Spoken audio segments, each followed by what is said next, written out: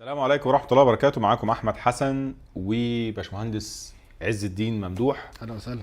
في سلسلة فيديوهات عن الناس اللي بتبدأ الكارير بتاعها أو هي عايزة تشتغل في مجال الاي ار بي. بدأنا بالناس ان جنرال، بعد كده اتحركنا في الفيديو الثاني على مجال الاي ار بي. الاي ار بي مش بس ان انت بتتعلم الثلاث حاجات اللي احنا قلناهم المرة اللي فاتت اللي هو فانكشنال او امبلمنتر او ديفلوبر، لا انت كمان على حسب انت في انهي ناحية من الترابيزة.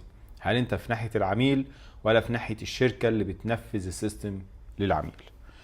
فسؤالي لباشمهندس عز، ايه الفرق بسرعة كده ما بين الاتنين؟ المايند سيت بتاع كل واحد فيهم، هتعلم ايه لو انا هنا وهتعلم ايه لو انا الناحية التانية؟ طبعا بحكم ان انا قضيت معظم عمري يعني في كلاين بيزد عند الكاستمر، عند العميل. اشتغلت مشروع صغير في 2012 مع كاستمر، مع فيندور. الفكره كلها ان هي يعني توتالي ديفرنت مايند سيت. يعني وانت شغال عند الكاستمر انت بتشرب الصناعه حلو قوي، بتعرف كل البيزنس بروسيس، بتعرف الكوميونيكيشن بقى مع الادارات عامل ازاي، بتفهم بيزنس قوي بطريقه قويه جدا. انت عايش جواهم، انت بتطبق السوفت وير، وفي نفس الوقت انت موجود جوه الشركه مع الموظفين دول. فانا اتعلمت التشينج مانجمنت، وازاي يبقى عندك استراتيجي، وازاي تتشينج المايند سيت والكالتشر كل الحاجات اللي هي علاقه ليها علاقه بالمايند سيت. انا اتعلمتها خلال مشاريع الاس اي بي عشان انا شغال في كاستمر. ده البروس. الكونز ان الكاستمر مش بيديك تكنيكال كابابيلتيز عاليه. انت عند الفيندور بتشغل في 3 4 مشاريع في نفس الوقت.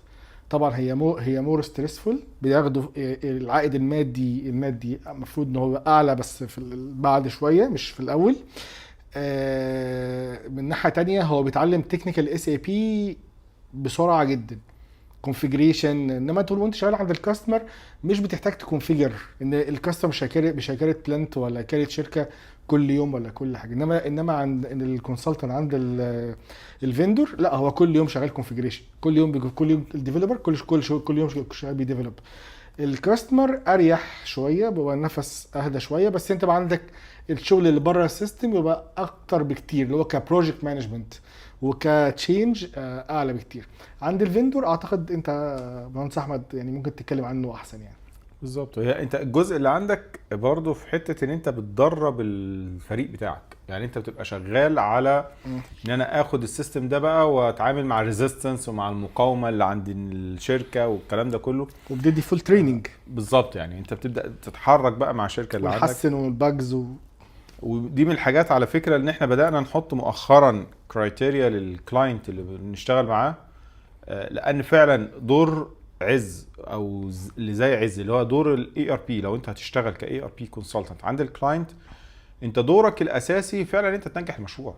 ان انت وارد يكون الشركه فعلا عايزه تحقق اي ار بي، عايزه تشتغل على اي ار بي، والفندور قادر ان هو يديك الاي ار بي والمشروع يفشل. بسبب ايه؟ بسبب ان مفيش الحلقه اللي في النص اللي هو فاهم اي ار بي، فاهم شغل اي ار بي، بس في النهايه هو قادر يتكلم لغه الفندور او لغه البارتنر الاي ار بي اللي بيقدم اودو او اس اي بي او غيره، وفي نفس الوقت هو شارب البيزنس بتاع الكلاينت ان ديتيلز بقى، وبيتعامل مع الموظفين اون ديلي بيزز والكلام ده كله. طيب من ناحيه الفندور، لان انا شغلي تقريبا انا ما اشتغلتش من ناحيه الكلاينت غير في شركه بتقدم اتش ار سيرفيسز يعني، وكانت واخده سيستم، ولكن الاكتر كان من ناحيه البارتنر او من ناحيه ان انا الفندور اللي بيقدم السيرفيس، ومين اللي تقريبا من ان جي اس يعني، كان في شركه قبل كده وبعدين ان جي اس.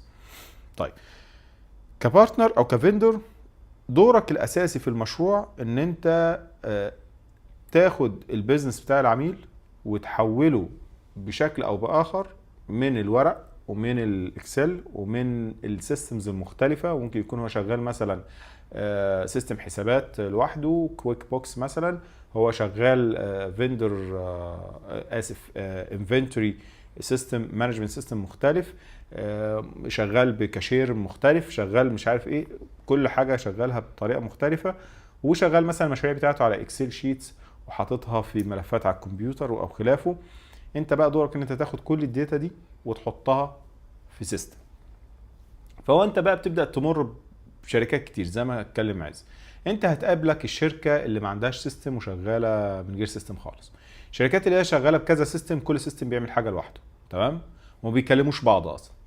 هتقابل شركات اللي هي شغاله بسيستم فعليا اللي انت بتقدمه بس هو كان متطبق بطريقه غلط، بغض النظر بقى مين اللي غلطان، الفندور ولا الكلاينت، لان اوقات جدا بتكون الشركه اللي نفذت السيستم ما عملتش حاجه غلط، هو الكلاينت هو اللي كان عنده مشكله. شفناها كتير قوي كده فاهم. فالسيستم موجود، انت رايح تقدم اودو، وياما عملناها لشركه هي بتستخدم اودو ولكن عندها مشاكل في اودو، تمام. فده كل واحد من دول هتلاقي ليه طريقه تعامل مختلفه، وكل واحد من دول هتلاقي ليه مشاكل مختلفه. والشركه اللي هي عايزه تستخدم سيستم بس هي مش جايبه حد بروجكت مانجر للسيستم، وشركه تانية اللي هي جايبه بروجكت مانجر بس هو اوريدي ما عندهاش موظفين، فهو عايز يحط السيستم لشركه مش موجوده، تمام، لموظفين مش موجودين، لاقسام مش موجوده، بس هو عايز يبني الهيكل ويبني. وعلى فكره ده مش غلط يعني، هو اوقات كتير ما بيكونش غلط يعني، ولكن اوقات كتير بيكون هدر الموارد. ان هو انا عايز ابني لك البروسيس اساسا اللي هتشتغل بيها الشركه، وبعد كده ابني لك السيستم، تمام. فانت جايبني اعمل الاثنين، وده انا مش هعمله. انا بالتالي انا عايز منك البروسيس اللي انا هبني عليها السيستم بتاعي.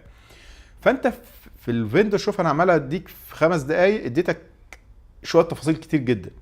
فالستريس ده والداتا اللي انت بتعملها بروسيسنج طول الوقت في دماغك وبتعملها معالجه في دماغك طول الوقت، دي بيخليك دماغك تبدا تشت، فاهم؟ اللي هو انت بتبدا توصل لمرحله اللي هو طول الوقت بتفكر في الشغل، طول الوقت عمال تفكر في العميل ده والعميل التاني والعميل التالت والعميل اللي متضايق والعميل اللي عنده مشكله والعميل اللي عايز يرفع قضيه مع ان انت قايد لك صوابعه وال10 وعميل مش عارف يعمل ازاي. فكله عمال بيشد في شعره. فانت بتوصل لمرحله ان انت فعلا في ستريس، حتى وانت في اعز الوقت اللي انت منظم فيه، اللي هو يعني اكتر وقت انت منظم فيه واكتر وقت انت مرتب امورك ومسيستم امورك، انت برضه هتفضل في حاله الضغط.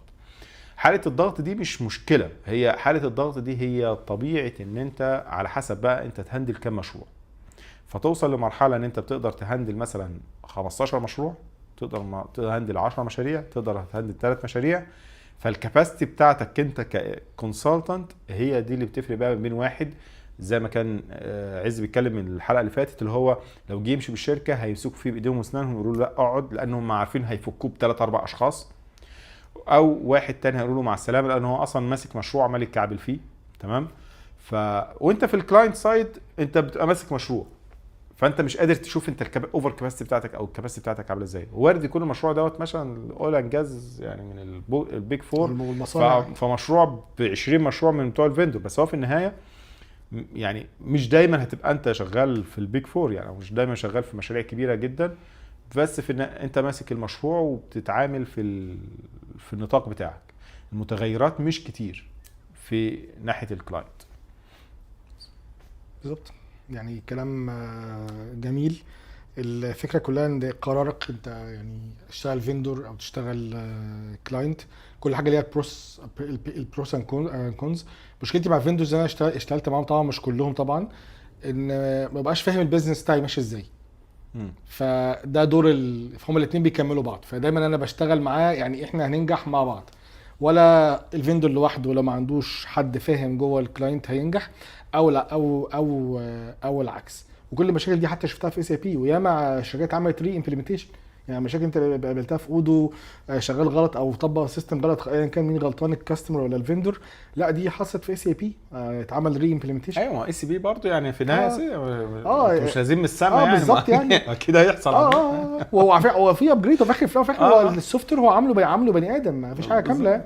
كل شويه بيعملوا ابجريدز، كل شويه يشتروا حاجات، اشتروا سكسس فاكتور، اشتروا اريبا، اشتروا سي فور سي، كل شويه الحاجات دي جوه اس اي بي يعني. بس انا بعتذر يعني الحاجات دي متخصصه جوه يعني اريبا مثلا اللوجيستكس مش عارف ايه الكلام ده، فهي دي حاجات جوه اس اي بي يعني. لان اودو هو سيستم ممكن يكون شبه بزنس 1، حاجه اسمها اس اي بي بزنس 1، دي حقيقه.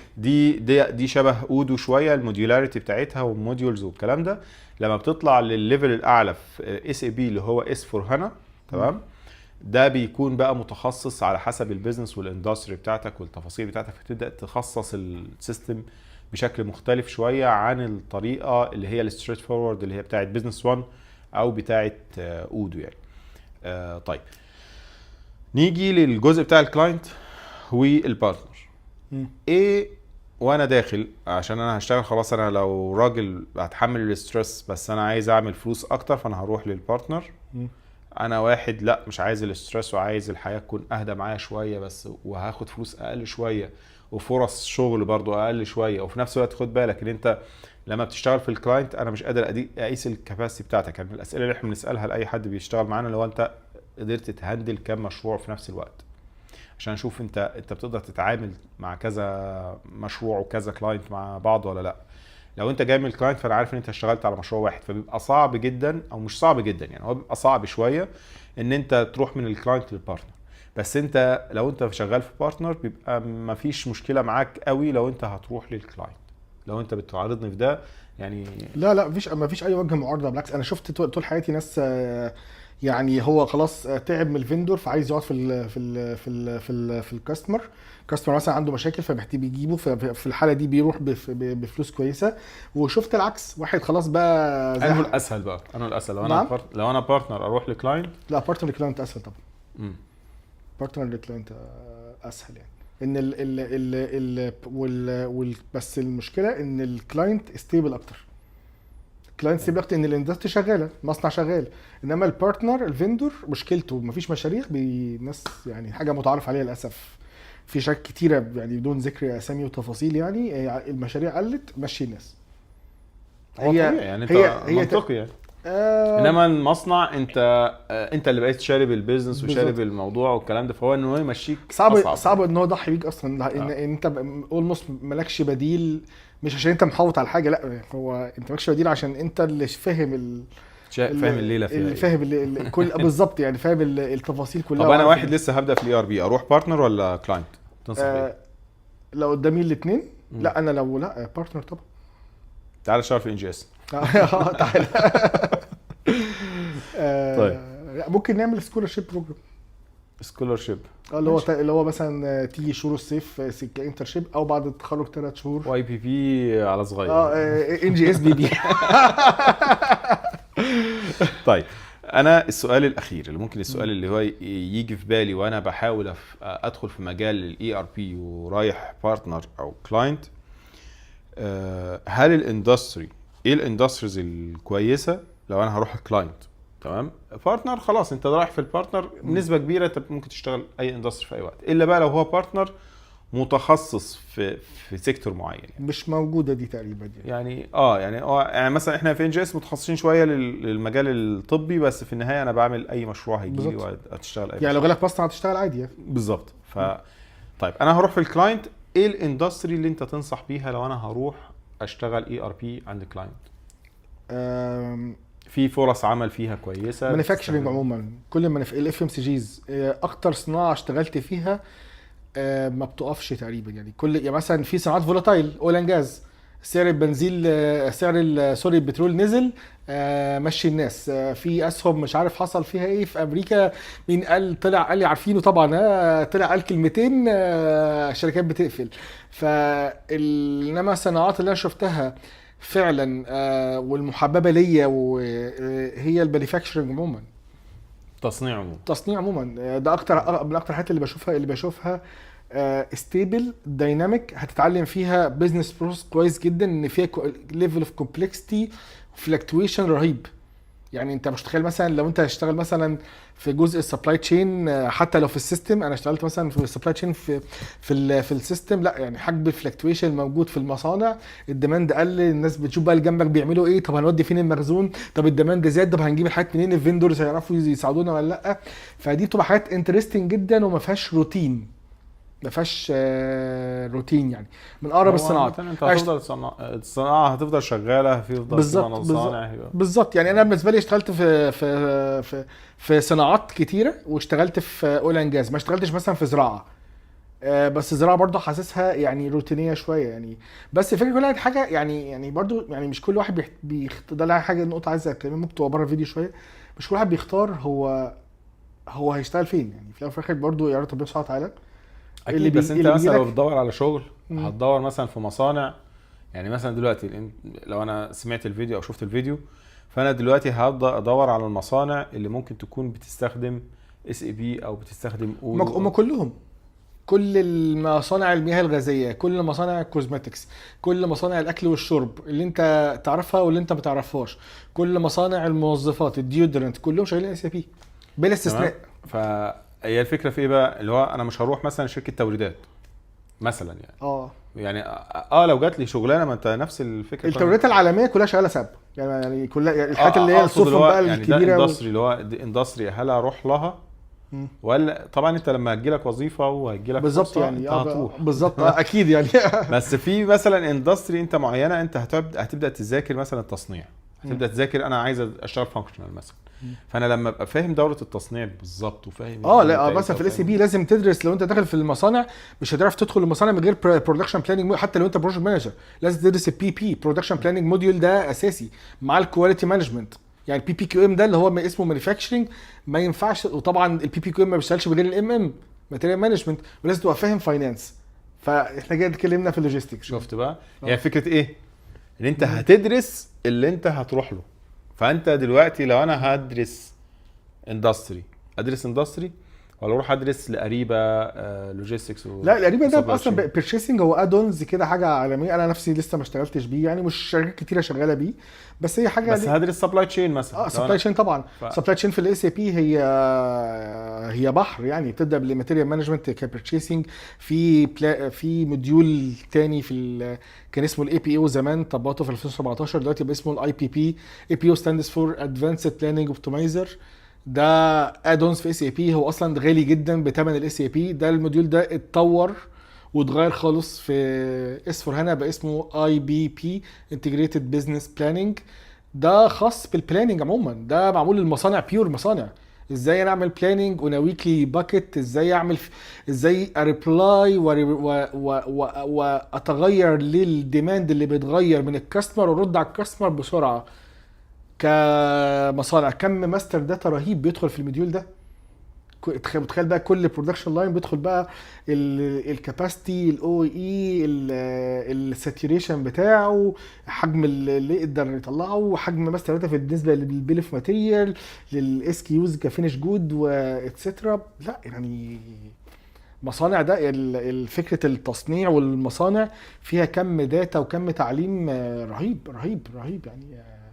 اتوجه في انهي اتجاه بقى؟ انا دلوقتي قدامي حاجات كتير ومعلومات كتير جدا. رقم 1 فيندور، رقم 2 مانيفاكتشرنج. ماشي، انا مانيفاكتشر رقم 1 فيندور، رقم 2 يعني انا اروح لفيندور، ان انت الفيندور هيتعلم كل الكلام ده في نفس الوقت، اللي هو بارتنر. بعد كده اروح لو مش بارتنر يبقى انا ادور مانيفاكتشر. رقم 3 رقم 3 يعني لا يعني انا اصلا هو المانيفاكتشر واخد يعني. انا معظم السبلاي تشين موجوده جوه المانيفاكتشر اصلا. هي السبلاي تشين اصلا يعني هو فكره السبلاي تشين اتطورت بسبب مانيفاكتشرنج. يعني. مع ان اصلا هي بدايه التوفير وبدايه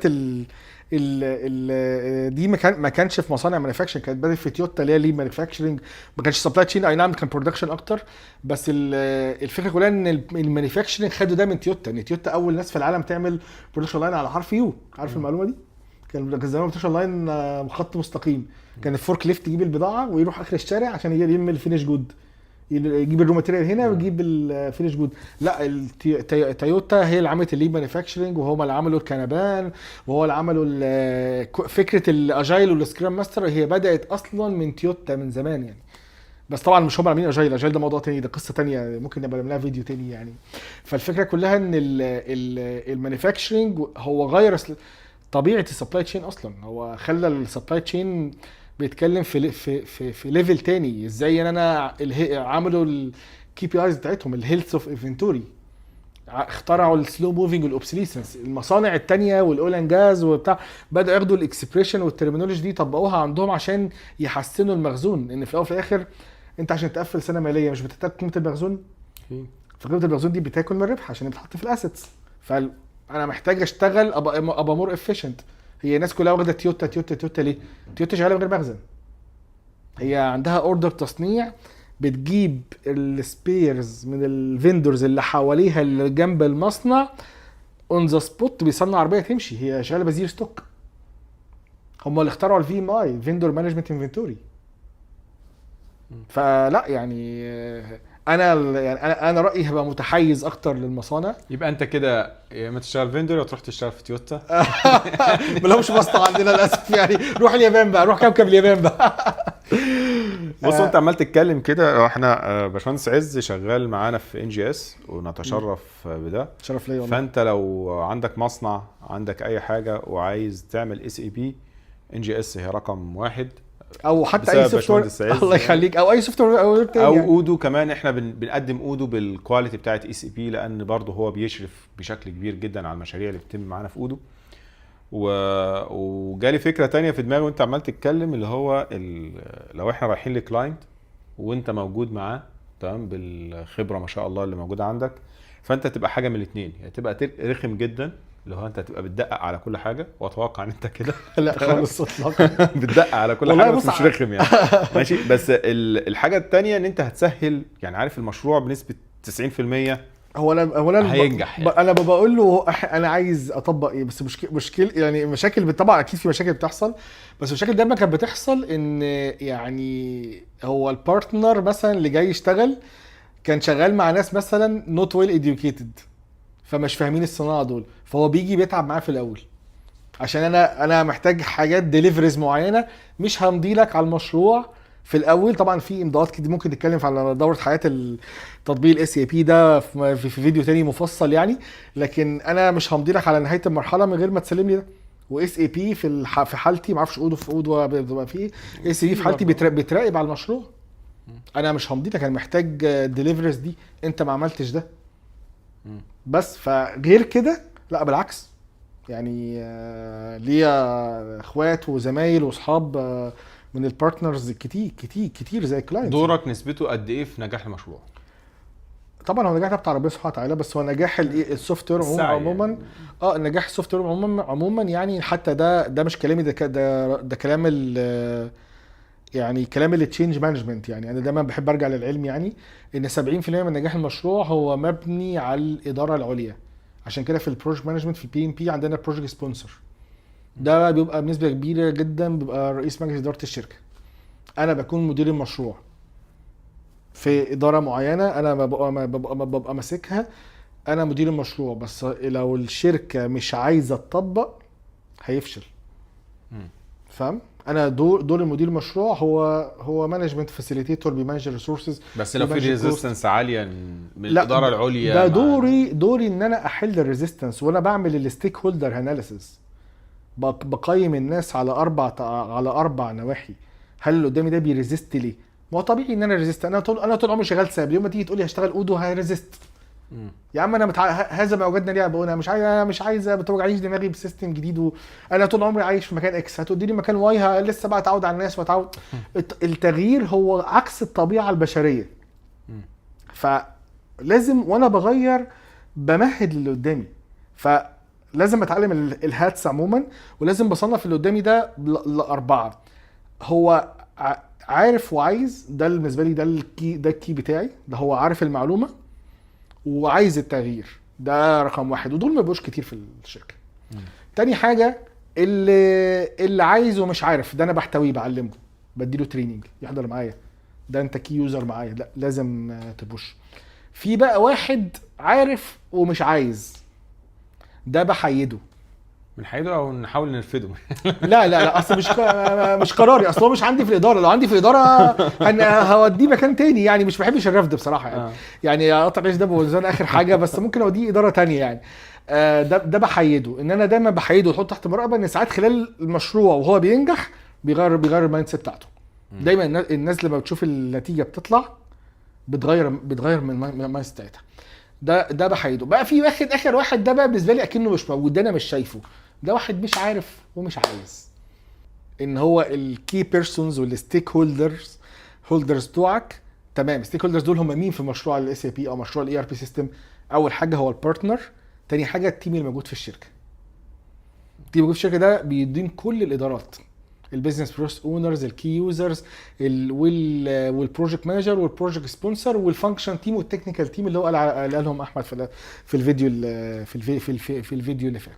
فميك شور ان كل الناس الايند. انت دلوقتي راكب مركب والناس دي كلها هتجدف، لازم تجدف في نفس الوقت في نفس الاتجاه عشان المركب ما تلفش حوالين نفسها.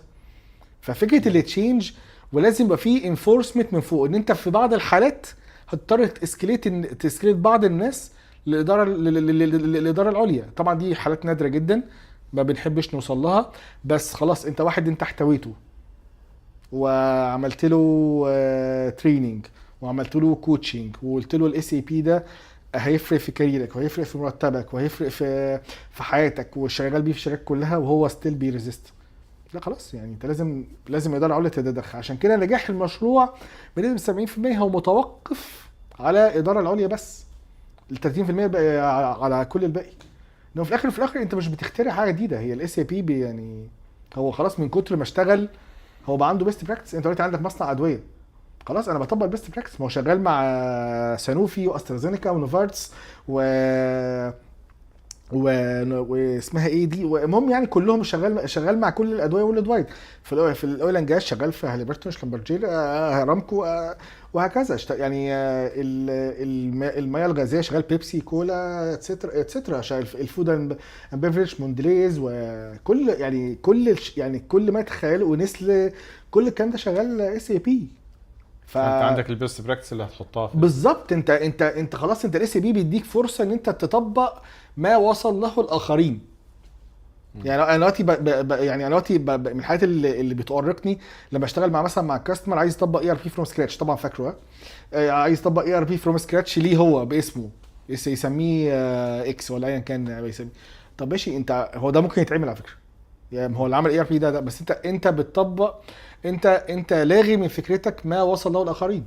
انت المفروض بتبدا حيث انتهى الاخرين، تشوف احنا وصلنا فين ونكمل. صح؟ ما في تو مايند سيت. انت دلوقتي رايح شركه جديده عندك تو مايند سيت، صح؟ مايند سيت اللي قبلي ده حمار ده فكك، او اللي قبلي ده وصل لفين هكمله او هعدل على حسب بقى انت دماغك رايحه فين يعني. بس وده برده 80-20% بس هم اللي بيكملوا. طيب انت متخيل ايه لو انا خلاص انا اتحركت وقلت هروح اشتغل مانيفاكتشر او هشتغل في بارتنر، ولو كلاينت يبقى مانيفاكتشر، وابدا بقى اتحرك جوه ده او ده.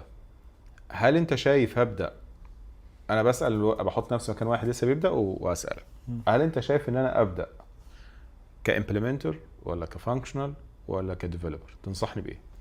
بص، على حسب. يعني في الاس اي بي موضوع مختلف شويه. حته انت تشتغل ديفلوبر في اس اي بي ما ينفعش تبقى انت مش خريج كمبيوتر ساينس، او لو انت خريج مثلا تجاره او بزنس محتاج تدرس الاي تي اي مثلا، تاخد سكولا، تاخد تبقى عارف يعني ايه برمجه. فاهم قصدي؟ هو اودو نفس الكلام. معايا يعني وانت اي ار بي عشان تعمل ديفلوبمنت ليه، فانت محتاج تبقى دارس داتا ستراكشر، محتاج تبقى دارس ديزاين باترن، لازم تبقى محتاج دارس بروبلم سولفنج. انت دارس بزنس، انت احسن واحد تشتغل فانكشن.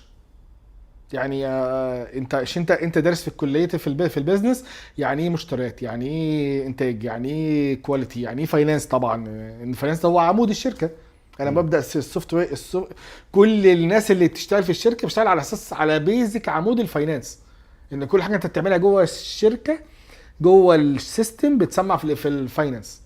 فلو سمعت صح يبقى هي معموله صح. بالظبط. لو سمعت غلط يبقى في مشكله. بالظبط. واصلا اول ناس بتبقى عايزه السيستم يشتغل هم الفاينانس، ان هو بيشوف الشركه كلها بعد السيستم. وهو يعني بيكونوا غالبا ان هو لو مش صاحب الشركه هو السبونسر، لازم يكون الفاينانس، السي اف او. بالظبط.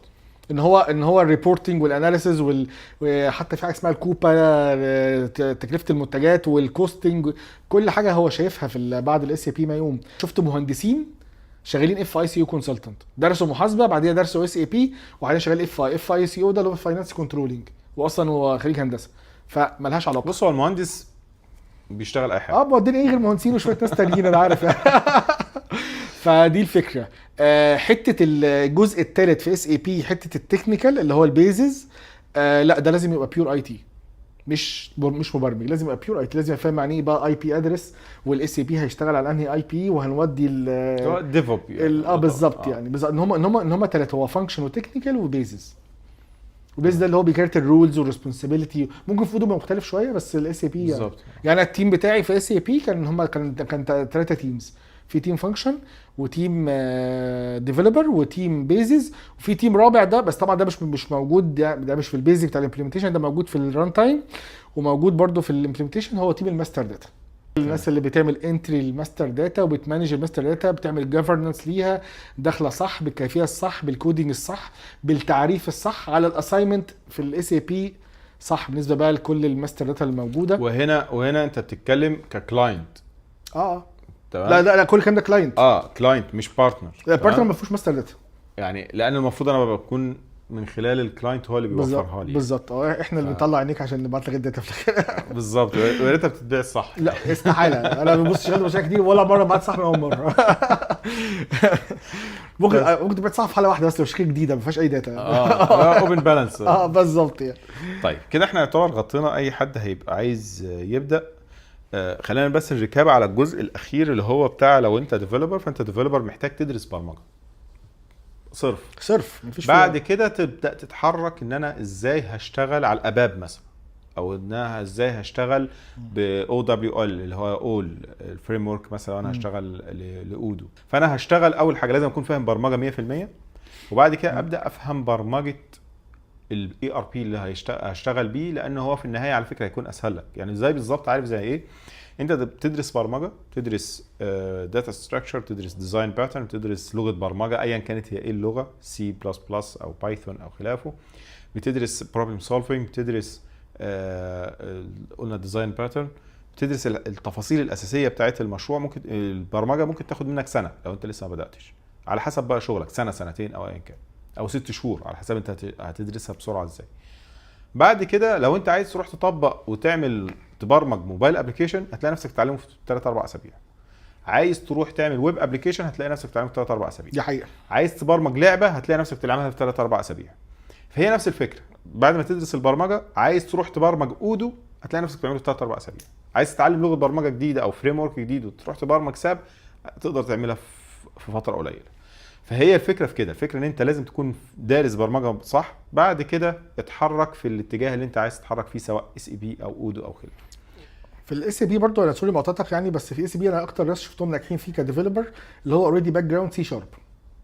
يعني دول اكتر ناس شفتهم يعني. بص، ما هو انا بالنسبه لي انا يعني كسي بلس بلس، سي شارب، جافا، نوت جي اس، ايا كان الطريقه كلها، في النهايه هي تول. عارف زي اللي هو الملحن اللي بيتعلم جيتار مثلا ويتعلم عود او خلافه، في النهايه انت بتعرف تستخدم الاله، هي الاله ديت عشان تطلع اللحن. فهو المبرمج انت المهم تطلع اللحن، تطلع الحل، والحل ده تقدر تفكر فيه صح، تعمل له ديزاين بتاعه صح، تقسمه كاوبجكت صح، تطلعه هتطلعه على آلة ربع نوت، نص نوت، مش عارف عامل ازاي. فهو ده الفرق ما بين سي وسي بلس بلس والسي شارب والكلام ده كله. طبعا لو انت دارس سي، فانت بالنسبه لك اي لغه برمجه ثانيه هتكون اسهل. فهي في النهايه هي لغه البرمجه. طبعا هو انت لازم تكون فاحص سي شارب لو انت هتشتغل اس اي بي. لو انت اودو، فانت لازم تكون جايب البايثون يمين وشمال وظابط البايثون بشكل كبير عشان تقدر تطلع بايثون، وجافا سكريبت معاها طبعا. فانت في النهايه اللي هو انت لازم تكون فاهم البرمجه بتاعتك كويس جدا، علشان لما تيجي تشتغلها اودو وتبدا تشتغل عليها كفانكشن ديفلوبمنت بقى بجد على كيس ستادز حقيقيه، تبقى قادر ان انت تشتغل عليها. ونفس الكلام في اي اس اي بي او اوراكل او ايا كان، هتلاقي نفس الكلام. طيب الفانكشنال يفضل انت تكون دارس بزنس. لو انت مهندس او باك جراوند هندسه، فانت محتاج تدرس بزنس ادمنستريشن، محتاج تدرس فاينانس، محتاج تدرس الاستراتيجي بتاعت البيزنس بتبقى ماشيه ازاي، الكلام ده كله، السايكل، البروسيس، لوجيستكس او ايا كان، علشان تبقى كل ما انت فهمت بيزنس اكتر، كل ما انت هتبقى ناجح اكتر في ان انت تطبق الامبلمنتيشن صح او الكونفيجريشن صح.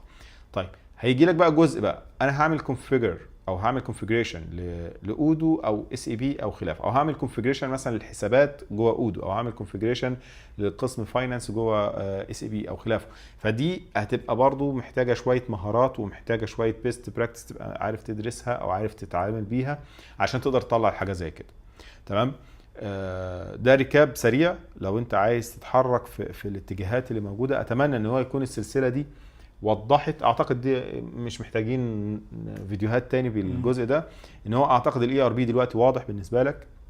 لو انت ما تعرفوش، واضح انت لو هتبدا في الكارير بتاعك هتروح فين. ولو انت شغال في الكارير بتاعك سواء كلاينت او فيندور. ممكن سؤال اخير، انا دلوقتي شغال كلاينت، ايه الحاجات اللي انا محتاج اذاكرها عشان انط اروح فيندور؟ كونفيجريشن. لو انت عايز تروح على فانكشن مثلا في الفيندور، كونفيجريشن. تمام. بروجكت مانجمنت مش محتاج هو حاجه. انت غالبا ديفلوبر مش هتروح كلاينت سايد، يعني انت ديفلوبر غالبا هتكون في البارتنر سايد. يعني بنسبه كبيره، حتى لو كلاينت سايد محتاج ديفلوبر بيجيبوا فريلانس. بالظبط يعني هو كونفيجريشن الامبلمنتيشن برضو انت ما بتحتاجوش. بالظبط. انما كفانكشن لا، في بعض الكاستمر انا اعرفهم عندهم طقم فانكشن بتاعهم، هو مش بيتعامل. احنا ناس كانت شغاله معانا وراحت كلاينت سايد. هو شغال هو للشركه امبلمنتر يعني. بالظبط. محتاج بس يكمل الجزء الكونفيجريشن اللي هو مثلا مدير مشروع زي حالتي هيروح من حته لحته، لا محتاج بس يبقى عنده مرونه في ان انت بتمانج اكتر من مشروع في نفس الوقت. طبعا هو بالنسبه للفيندور انت الكاستمر بيمانج مشروع واحد. هو اكشلي هو عنده مشروع صغير لكل موديول اللي هو بنسميه في الاجايل سبرنتس.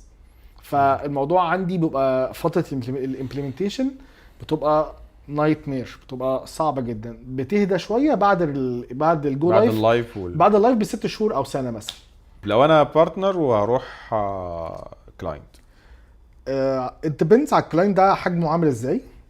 بس الكلاينتس اللي بيطلب حد من البارتنر بيبقى عنده مشاكل كبيره قوي، فلازم تبقى فاهم بيزنس بطريقه البيزنس اللي انت رايحه.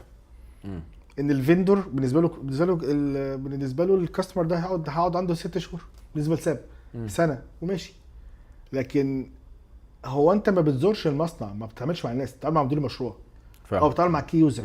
فمحتاج تنزل بايديك المصنع وتشوف بقى التصنيع، محتاج تنزل الشركه لو هي شركه، محتاج الوزاره لو هي حكومه، محتاج بقى تتعامل مع الناس بقى اللي هو ايه، تشمر وتنزل بقى لحد امين المخزن لحد الموظف، لان نجاح المشروع كله قايم عليك بقى خلاص. بالظبط.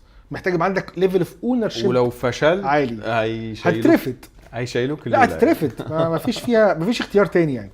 ان البارتنر لو مشروع فشل عنده 10 شغالين بالظبط. انما الفيندور انت خلاص، ما انت اللي انا جايبك عشانه ما يشتغلش، فالريسك اعلى بكتير في الكاستمر سايد.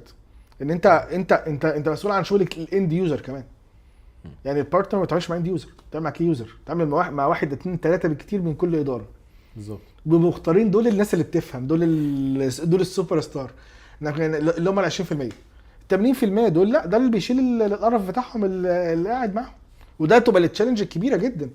منهم بقى ناس مثلا بقابلهم مثلا 20 سنه في الشركه، 30 سنه في الشركه، خلاص بقى واحد بقى قاعد. يعني انا قابلت ناس في مشروع من المشاريع هو عمري كله هو في الشركه نفس الشركه. وهنا احنا مش اوفنسيف او مش بنهاجم فئات معينه. لا لا لا لا الناس كلها بنحبها والناس كلها جميله وعايزين ناكل عيش. لا لا وبعض الاشخاص دي كان اكتر ناس بتساعدني. يعني بالنسبه لي دي كانت مفاجاه، اللي هو واحد قاعد في نفس الشركه بدون سيستم او سيستم مثلا صغير سنين عمر، وفجاه لا هو عايز لا انا عايز اشوف، انا عايز اتعلم. فهي ملهاش قاعده. احنا بس احنا بندي بس يعني مش ستيريوتايبنج، هي بندي بس زي فكره عامه زي افريج، لكن عموما هي بتعتمد عليك. بس هي يعني فكره الهات بتاعه الفيندور غير الهات بتاعه الكاستمر خالص. دي حاجه ودي حاجه بس. تمام. اتمنى يكون الفيديو مفيد واضاف لك حاجات مختلفه. ممكن بقى فيديو، انا عارف ان هي الساعه بقت 12 بالليل لا عادي يعني واحنا نايمين، بس هو ممكن في فيديو كمان ممكن نصوره دلوقتي يكون مهم جدا للناس اللي هي بقى انت تحولت من فكره ان انت شغال في شركه وانت بتفكر ان انت تكون بارتنر كصاحب شركه، او ان انت شركه وعايز تنفذ السيستم. ايه المشاكل اللي ممكن او الديناميكيه اللي ممكن تكون تتم او تحصل كانتربرينرشيب يعني؟ لا احنا كده بنتكلم بقى ان انا المشاكل اللي بتظهر في المشاريع بتاعه الاي ار بي. فانت تبدا تدي خبره للناس اللي هي عايزه تشتغل. وفي نفس الوقت لو انت عندك شركه وعايز تعمل اي ار بي ايه المشاكل اللي انت متوقع او غالبا بتحصل لك دلوقتي. الدروس المستفاده. تمام. ولو انت بارتنر فانت غالبا هتلاقيك بتواجه المشاكل دي مع بعض العملاء. كلمونا ان جي اس هنظبط يعني. غير ان هو كلمونا ممكن يشوف الفيديو اللي جاي وتعمل سبسكرايب وشير ولايك وايه تاني مش عارف والله بس يعني اي حاجه تلاقيها اي زرار جنبك دوس عليه يعني. وكلم ان جي اس طبعا لو بالظبط. انت عندك مشروع.